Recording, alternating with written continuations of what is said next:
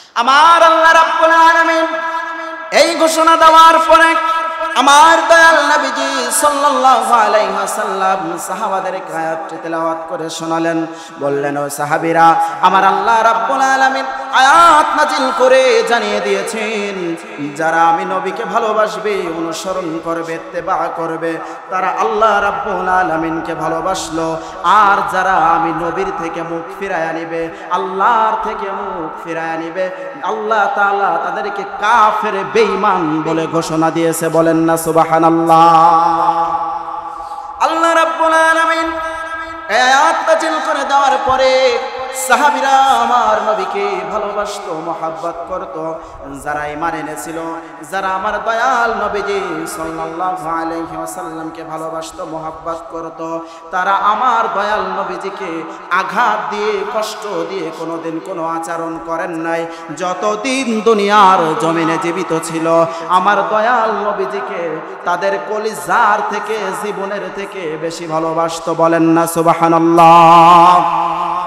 আল্লাহর নবীর সাহাবী হযরত বেলাল রাদিয়াল্লাহু তাআলা আনহু, ওই যে হাবশার কালো গোলাম, আমার দয়াল নবীকে কেমন ভালোবাসতো। দয়াল নবী সাল্লাল্লাহু আলাইহি ওয়াসাল্লাম যখন দুনিয়া থেকে বিদায় নিয়ে চলে গেলেন, পর্দা করলেন, হাবশী বেলাল রাদিয়াল্লাহু তাআলা আনহু নবী চলে যাওয়ার কিছুদিন পরে বেলালের ছোট্ট একটা পুটলি গোছগাছ করে নিয়ে সাইয়্যিদানা আবু বকর রাদিয়াল্লাহু তাআলা আনহুর কাছে এসে বলতেছেন, আবু বকর ভাই, আমি মদিনা থেকে চলে যাব, আমি বেলাল আর মদিনায় থাকবো না, মদিনায় থাকবো না। আবু বকর ডাক দিয়ে বলে, বেলাল, কেন তুমি মদিনায় থাকবা না? বেলাল রাদিয়াল্লাহু তাআলা আনহু ডাক দিয়ে বলে, আবু বকর, যেই মদিনায় আমার নবী নাই, ওই মদিনায় আমি বেলাল আর থাকবো না। আমি বেলালের কলিজায় কেন যেন আগুন জ্বলে, আমি বেলাল সহ্য করতে পারি না। আবু বকর বলে, বেলাল, বলো বলো, তোমার যদি টাকার প্রয়োজন হয়, অর্থের প্রয়োজন হয়, কোনো কিছুর প্রয়োজন হয়, আমি আবু বকর বাইতুল মালের ফান্ড থেকে তোমার সব প্রয়োজন মিটিয়ে দিব। হাবশী বেলাল রাদিয়াল্লাহু তাআলা আনহু ডাক দিয়া বলে, আবু বকর, আমার যেই পিপাসা, আমার যেই প্রয়োজন, ও আবু বকর, এই প্রয়োজন তুমি মিটাতে পারবা না। আমি বেলাল যখন আগে আযান দিতাম, আমার দয়াল নবী সাল্লাল্লাহু আলাইহি ওয়াসাল্লাম জামাতের সঙ্গে নামাজ আদায় করত, আমি বেলালের আযানে আমার দয়াল নবী ইমামতি করত। আজকে আমি বেলাল আযান দিই, কিন্তু আমার দয়াল নবীজি তো আর নামাজে আসে না। আমি বেলালের কলিজা ফেটে যায়। আবু বকর, আমি বেলাল সহ্য করতে পারি না, আমি বেলাল আর মদিনায় থাকবো না রে আবু বকর। বেলাল রাদিয়াল্লাহু তাআলা আনহু মদিনাতুল মুনাওয়ারা ছেড়ে দামেস্কে চলে গেলেন। দামেস্কে যাওয়ার কিছুদিন পরে আমার দয়াল নবী সাল্লাল্লাহু আলাইহি ওয়াসাল্লাম বেলালকে স্বপ্ন দেখালো, রে বেলাল, কেমন জুলুম করলে আমি নবীর সঙ্গে মদিনাতুল মুনাওয়ারা ছেড়ে তুই চলে আসলি রে বেলাল। ও বেলাল, কতদিন হয়ে গেল তুই বেলাল আমি নবীর রওজার কিনারে দাঁড়াইয়া আসসালাতু ওয়াসসালামু আলাইকা ইয়া রাসূলুল্লাহ বলে বেলাল তুই সালাম জানাস না? কেমন আশেক ছিল হযরতে বেলাল। আমার দয়াল নবীজি বেলালের স্বপ্নে গিয়ে বেলালকে ডাকে মদিনার জন্য। বলেন না সুবহানাল্লাহ, আর জোরে বলেন না সুবহানাল্লাহ। ইন্নাল্লাহা ওয়া মালাইকাতাহু ইউসাল্লুনা আলান নবী ইয়া আইয়ুহাল্লাযীনা আমানু সাল্লু আলাইহি ওয়া সাল্লিমু তাসলিমা। আল্লাহুম্মা সাল্লি আলা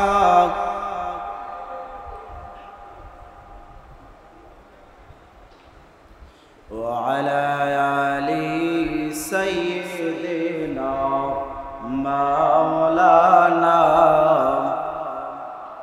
বালাগাল উলা بكماله كشف الدجى بجماله حسنت جميع خصاله صلوا عليه وآله সোনার মদিনা বহু দূরে কিন্তু মদিনাওয়ালা আমার অন্তরে কিন্তু মদিনাওয়ালা আমার অন্তরে আমার অন্তর জুহুরে মদিনায় আছে রে ওই মদিনায় কবে যাব মন মানে না রে ওই মদিনায় কবে যাব মন মানে না রে রাসূল তুমি শোনো গো আমার ফরিয়াদ চুমু খেতে বাড়িয়ে দাও নূরানি হাত ইয়া রাসূলুল্লাহ রাসূল তুমি শোনো গো আমার ফরিয়াদ চুমু খেতে বাড়িয়ে দাও নূরানি হাত আমার অন্তর গহীনে মদিনায় আছে রে ওই মদিনায় কবে যাব মন মানে না রে ওই মদিনায় কবে যাব মন মানে না রে সোনার মদিনা বহু দূরে কিন্তু মদিনাওয়ালা আমার অন্তরে কিন্তু মদিনাওয়ালা আমার অন্তরে আলহামদুলিল্লাহ পবিত্র মুহররম মাস শুহাদায়ে কারবালার শরণার্থে আজকের আমাদের এই মাহফিল প্রোগ্রাম আয়োজন আল্লাহ সুবহানাহু ওয়া তাআলা আমাদেরকে কবুল করেছেন সুযোগ করে দিয়েছেন একত্রিত হয়ে বসার তৌফিক দান করেছেন এজন্য চিৎকার করে উচ্চ আওয়াজে অলসতা ছেড়ে দিয়ে বলি আলহামদুলিল্লাহ আমরা একটু কাছায় কাছায় বসি আমরা একটু এগিয়ে এগিয়ে বসি মজলিসের ভিতরে মুসলমান ভাই ভাই যদি একত্রিত হয়ে যায় একসঙ্গে থাকি সেখানে শয়তান প্রবেশ করতে পারে না ঠিক কিনা আর যখন আমরা ফাঁক ফাঁক বসবো আমাদের মাঝখানে শয়তান প্রবেশ করবে আমাদেরকে ওয়াসওয়াসা দিবে ঠিক কিনা এজন্য আমরা একত্রিত কাছায় কাছায় বসি প্যার হাজিরিন শুহাদায়ে কারবালা নিয়ে আপনারা কথা শুনেছেন আমার পূর্বে আরো দুজন আলেম প্রিয় ভাইরা আলোচনা করেছে কিন্তু এই শুহাদায়ে কারবালার মাহফিল থেকে আমাদের জন্য শিক্ষণীয় কি আমরা কি শিখতে পারছি শুধু ঘটনা শুনলাম আর বাড়িতে চলে গেলাম কোনো দাম আছে নাই যখন সীমার ইমামে হোসাইন রাদিয়াল্লাহু তাআলা আনহুর গলা মোবারকে ছুরি চালিয়ে দিবে তখন ইমামে হোসাইন বলেছিল হে সীমার আমাকে 2 রাকাত নামাজ পড়ার সুযোগ দাও সুবহানাল্লাহ আহারে নবীর আশিক কাকে বলে ইমামে হোসাইন রাদিয়াল্লাহু তাআলা আনহু যখন শাহাদাতের পেয়ালা পান করবে তখনও নামাজের জন্য সময় চেয়েছে আর আমরা আজকে নামাজ থেকে দূরে থাকি নামাজ থেকে বিরত থাকি ঠিক কিনা তাহলে আমরা তো আশিকে রাসূল হতে পারলাম না পারলাম আশিকে রাসূল হতে হলে সর্বপ্রথম নবীর ভালোবাসা অন্তরে রাখতে হবে ঈমান রাখতে হবে বিশ্বাস রাখতে হবে এরপরে নিয়মিত আল্লাহ আল্লাহ রাসূলের ধানে নামাজ আদায় করতে হবে তাহলে আপনি আশিকে রাসূল হতে পারবেন ঠিক কিনা নামাজ ছেড়ে দিয়ে আশিকে রাসূল দাবি করলে যেমন বিবাহের আগে বাচ্চার আশা করা বোকামি তেমনি নামাজকে ত্যাগ করে আশিকে রাসূল দাবি করাও বোকামি ঠিক কিনা আল্লাহ রাসূলের সাহাবীরা কেমন আশিক ছিল আমার নবীজি দেখেন আল্লাহ রাসূলের সাহাবীরা এই নামাজের জন্য দ্বীনের জন্য ইসলামের জন্য তাদের জীবনটাকে কুরবানি করে দিয়েছেন সুবহানাল্লাহ আর জোরে বলেন সুবহানাল্লাহ আওলাদে রাসূল আলিয়ে মাকাম ইমামে হোসাইন রাদিয়াল্লাহু তাআলা আনহুকে যারা শহীদ করেছিল তারা কি মুসলমান না কাফের বলেন অবশ্যই তারা কাফের। এই ইয়াজিদি বাহিনী, সীমার বাহিনী ইমামে হোসেন রাদিয়াল্লাহু তাআলা আনহুকে চিঠি দিয়ে দিয়ে বলেছিল আমরা আপনার হাতে বায়াত হব। এই প্রলোভন দেখিয়ে ইমামে হোসেন রাদিয়াল্লাহু তাআলা আনহুকে কারবালার প্রান্তরে নিয়ে চক্রান্ত করে, ষড়যন্ত্র করে ইয়াজিদি বাহিনী, এই নাস্তিক মুরতাদের দল, বেঈমানের দল, কাফেরের দল, আলিয়ে মুকাম ইমাম হোসেন আহলে বায়াত আওলাদে রাসূল রাদিয়াল্লাহু তাআলা আনহুকে শাহাদাত করেছিল। কথা বলেন ঠিক কিনা? এরা মুসলমান হতে পারে না। যারা ইয়াজিদকে রাহমাতুল্লাহ আলাইহি বলবে, রাদিয়াল্লাহু তাআলা আনহু বলবে, এরাও ইয়াজিদের সৈনিক, এরাও কাফের। কথা বলেন ঠিক কিনা? এদের 14 গোষ্ঠী কাফের। এরা আমার নবীর আশিক হতে পারে না। ঠিক কিনা? নবীর আশিক তো তারাই যারা হোসাইনি মুসলমান। সুবহানাল্লাহ। কারণ যারা ইয়াজিদকে রাদিয়াল্লাহু তাআলা আনহু বলবে, একটা দলিল দিয়ে যায় আপনাদেরকে। আমার দয়াল নবী সাল্লাল্লাহু আলাইহি সাল্লাম 10ম হিজরিতে বিদায় হজের ভাষণ দিয়েছিল আরাফার ময়দানে 9 জিলহজ। এরপরে আমার দয়াল নবী সাল্লাল্লাহু আলাইহি সাল্লাম দুনিয়া থেকে পর্দা করেছেন। আর ইয়াজিদের জন্মই হচ্ছে 26 হিজরিতে। কথা আমার নবী সাল্লাল্লাহু আলাইহি সাল্লাম পর্দা করার 16 বছর পরে ইয়াজিদের জন্ম হয়। তাহলে ইয়াজিদ সাহাবী হয় কেন? সাহাবী তো তারাই যারা আমার নবীজিকে দেখেছে, আমার নবীজিকে স্বচক্ষে দেখেছে এবং আমার নবীর হাতে বায়াত গ্রহণ করেছে, তারাই হলো সাহাবী। তাহলে ইয়াজিদ নবী সাল্লাল্লাহু আলাইহি সাল্লাম বিদায় নেওয়ার 16 বছর পরে ইয়াজিদের জন্ম। ইয়াজিদ ছিল মদখোর, ইয়াজিদ ছিল জিনাকার, ইয়াজিদ ছিল আল্লাহর দুশমন, নবীর দুশমন। ইয়াজিদি বাহিনী কাবাঘরে পাথর নিক্ষেপ করত। তাহলে ইয়াজিদ কিভাবে সাহাবী হয়? আমি স্পষ্ট ভাষায় গাজীপুরবাসীর সামনে বলতে চাই, যারা ইয়াজিদকে রাদিয়াল্লাহু তাআলা আনহু বলবে, যারা ইয়াজিদকে রাহমাতুল্লাহ আলাইহি বলবে, ওরা কাফের, ওদের বাপ দাদা কাফের, ওদের 14 গোষ্ঠী কাফের। কথা বলো ঠিক কিনা? আর জোরে বলেন ঠিক কিনা?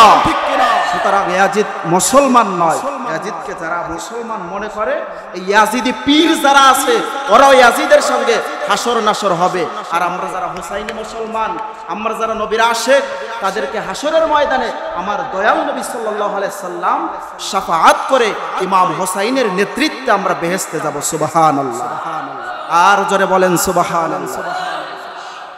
আমার আল্লাহ রাব্বুল আলামিন সূরাতুল আল ইমরানের ভিতরে আয়াত নাজিল করলেন। আমার দয়াল নবীজি সাল্লাল্লাহু আলাইহি ওয়াসাল্লামকে জানিয়ে দিলেন, কুল ইন কুনতুম তুহিব্বুনাল্লাহা ফাত্তাবিউনি ইউহিব্বুকুমুল্লাহু ওয়া ইয়াগফির লাকুম যুনুবাকুম আল্লাহু গফুরুর রহিম।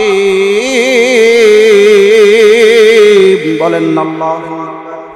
আমার আল্লাহ রাব্বুল আলামিন জানা দিল, নবী গো আপনি বলে দেন, যারা আপনি নবীকে ভালোবাসতে চায়, মহব্বত করতে চায়, যারা আমি আল্লাহ রাব্বুল আলামিনকে ভালোবাসতে চাই, মহব্বত করতে চায়, তারা নবী যেন আপনার ইত্তেবা করে, অনুসরণ করে, অনুকরণ করে।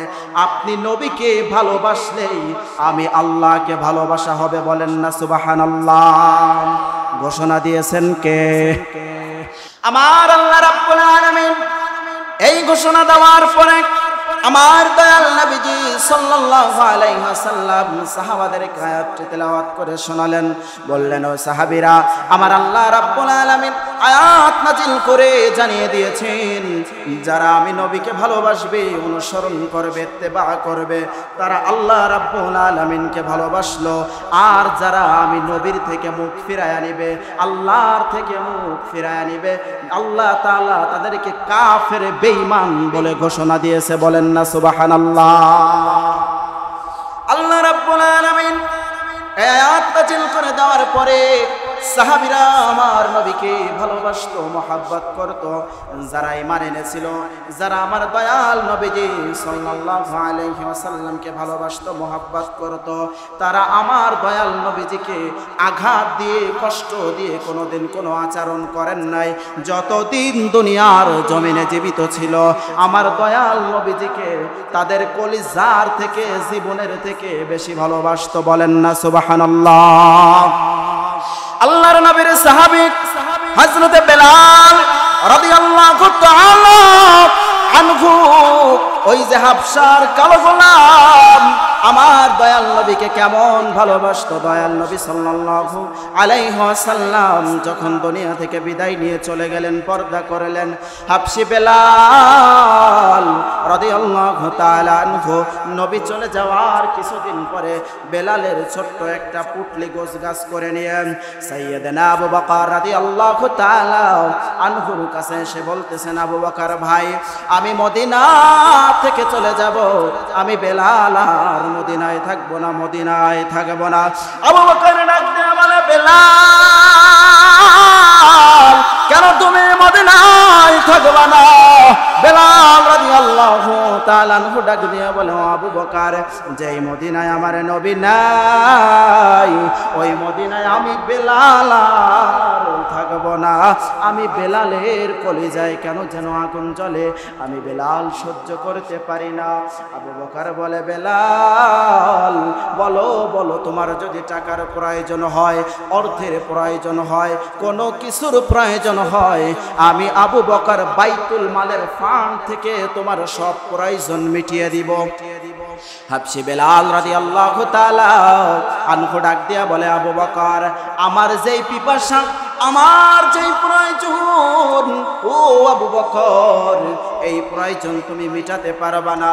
আমি বেলাল যখন আগে আজান দিতাম, আমার দয়াল নবী সাল্লাল্লাহু আলাইহি ওয়াসাল্লাম জামাতের সঙ্গে নামাজ আদায় করত, আমি বেলালের আজানে আমার দয়াল নবী ইমামতি করত। আজকে আমি বেলাল আজান দিই, কিন্তু আমার দয়াল নবীজি তো আর নামাজে আসে না। আমি বেলালের কলিজা ফেটে যায়, আবু বকর, আমি বেলাল সহ্য করতে পারি না, আমি বেলাল আর মদিনায় থাকবো না রে আবু বকর। বেলাল রাদিয়াল্লাহু তাআলা আনহু মদিনাতুল মুনাওয়ারা ছেড়ে দামেস্কে চলে গেলেন। দামেস্কে যাওয়ার কিছুদিন পরে আমার দয়াল নবী সাল্লাল্লাহু আলাইহি ওয়াসাল্লাম বেলালকে স্বপ্ন দেখালো, রে বেলাল, কেমন জুলুম করলে আমি নবীর সঙ্গে মদিনাতুল মুনাওয়ারা ছেড়ে তুই চলে আসলি রে বেলাল। ও বেলাল, কতদিন হয়ে গেল তুই বেলাল আমি নবীর রওজার কিনারে দাঁড়াইয়া আসসালাতু ওয়াসসালামু আলাইকা ইয়া রাসূলুল্লাহ বলে বেলাল তুই সালাম জানাস না? কেমন আশেক ছিল হযরতে বেলাল। আমার দয়াল নবীজি বেলালের স্বপ্নে গিয়ে বেলালকে ডাকে মদিনার জন্য, বলেন না সুবহানাল্লাহ? আর জোরে বলেন না সুবহানাল্লাহ?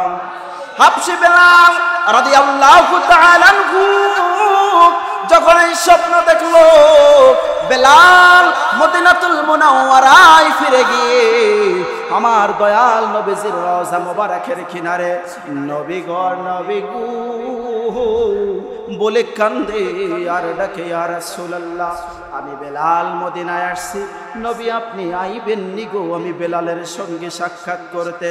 আমার দয়াল নবীজি সাল্লাল্লাহু আলাইহি ওয়াসাল্লামের রওজা মোবারকে বেলাল যখন এইভাবেতে কাঁদতেছে, মদিনার মুয়াজ্জিন তাহাজ্জুদ নামাজের সময় উঠে দেখে নবীর রওজা মোবারকের কিনারায় কালো কে যেন ইয়া রাসূলুল্লাহ ইয়া রাসূলুল্লাহ বলে কান্দে। মদিনার মুয়াজ্জিন ডাক দিয়ে বলে, বেলাল, বেলাল, কতদিন হয়ে গেল তুমি মদিনাতুল মুনাওয়ারা ছেড়ে চলে গেছো? কতদিন মদিনাবাসী তোমার কণ্ঠের আজান শোনে না রে বেলাল? আজকে তুমি আজান দাও, তুমি আজান দাও বেলাল। হাবশি বেলাল রাদিয়াল্লাহু তাআলা আনহু বলে, ও মদিনার মুয়াজ্জিন, আমি বেলাল যদি আজান দিব আমি কলিজা ফেটে মারা যাব, আমি বেলাল সহ্য করতে পারবো না। কারণ হলো আমি বেলাল আগে আজান দিতাম, আমার দয়াল নবীজি আমার আজান শুনে জামাতের সঙ্গে ইমামতি করাতো। এখন আমি বেলাল আজান দিলে আমার নবী আসবে না, ও মদিনার মুয়াজ্জিন, আমি বেলাল আজান দিব না। রাসূলের সাহাবীরা বেলালকে বলতেছে, বেলাল আজান দাও, শোনে না। বয়স্ক সাহাবী হযরত সালমান ফারসি রাদিয়াল্লাহু তাআলা আনহু ডাক দিয়ে বলে, ও মদিনার মুয়াজ্জিন, নবীর সাহাবীরা রে, সাহাবীরে, বেলাল কারো কথাই শুনবে না, তোমরা যাও যাও নবীর নাতি ইমাম হাসান ইমাম হুসাইন রাদিয়াল্লাহু তাআলা আনহুকে ডেকে নিয়ে আসো। তারা যদি বলে হয়তো বেলাল আযান দিবে, বলেন না সুবহানাল্লাহ, আর জোরে বলেন না সুবহানাল্লাহ। বেলালের মতো আশিক যদি আমরা হইতাম, এই দুনিয়ায় নবীর দেখা আমরা পাইতাম। যখন সালমান ফারসি রাদিয়াল্লাহু তাআলা আনহু এই কথা বলল, যাও নবীর দুই নাতিনকে ডেকে নিয়ে আসো। ইমামে হাসান ইমামে হুসাইন রাদিয়াল্লাহু তাআলা আনহু এসে বলে, ও নানার মুয়াজ্জিন, বলো বলো কেন তুমি আযান দিবা না? আমরা নবীর নাতি ইমাম হাসান ইমাম হুসাইন তোমাকে রিকোয়েস্ট করতেছি, যাও তুমি আযান দাও, তুমি আযান দাও। হযরতে হাবশী বেলাল রাদিয়াল্লাহু তাআলা আনহু যখন মিনারায় উঠে আযান দেওয়া শুরু করছে, আযান দিতে দিতে যখন আশহাদু আন্না মুহাম্মাদুর রাসূলুল্লাহ বলছে রে, হাবশী বেলাল অজ্ঞান হয়ে জমিনের ভিতরে লুটায় পড়ে গেছে, বলেন না সুবহানাল্লাহ, আর জোরে বলেন সুবহানাল্লাহ। যখন হাবশী বেলালের জ্ঞান ফিরল রে, হাবশী বেলালকে প্রশ্ন করা হলো, বেলাল কেন তুমি জমিনে লুটায় পড়ে গিয়েছিলে? বলে, ও নবীর সাহাবীরা, আমি বেলাল যখন আশহাদু আন্না মুহাম্মাদুর রাসূলুল্লাহ বলেছি, আমার দয়াল নবীজি কেমন যেন আমার চক্ষুর সামনে হাজির হয়ে গেছে। নবীকে দেখে আমি বেলাল আর সহ্য করতে পারি নাই, আমি অজ্ঞান হয়ে দুনিয়ার জমিনে পড়ে গেছি, বলেন না সুবহানাল্লাহ। প্যার হাজির, আজানের নামাজের সময় হয়ে গেছে, আমি সংক্ষিপ্ত করে দিলাম। তাহলে কথা একটাই, আমরা হোসাইনি মুসলমান, আমরা নবীর আশিকে রাসূল, আর কোনো ওয়াজ নাই, ওয়াজ ফাইনাল। আমরা আশিকে রাসূল, আমরা নামাজ পড়তে হবে, আহলে বায়াতকে ভালোবাসতে হবে, আওলাদে রাসূলদেরকে ভালোবাসতে হবে, আল্লাহর নবীকে ভালোবাসতে হবে, আল্লাহকে ভালোবাসতে হবে। দুনিয়াও আমরা সফল কাম, আখিরাতেও সফল কাম, কথা বলেন ঠিক কিনা? আমরা যদি নবীর আশিক দাবি করি আর ইসলামের কর্ম কাজগুলো, নামাজ, রোজা, হজ, যাকাত, এগুলো আমরা ছেড়ে দিই, এই আশিকে রাসূল দাবি করা মানে আমার নবীকে অপমান করা, কথা বলেন ঠিক কিনা? সুতরাং আল্লাহ রাব্বুল আলামিন এই শুহাদায়ে কারবালার মাহফিলকে কিয়ামত পর্যন্ত এই মসজিদকে কবুল করুক। আল্লাহ যেন এই মসজিদের যত প্রয়োজন আছে, হাজাত আছে, সব যেন আল্লাহ গায়েবী খাজানাত দ্বারা পূরণ করে দেয়। সকলে বলে আমিন।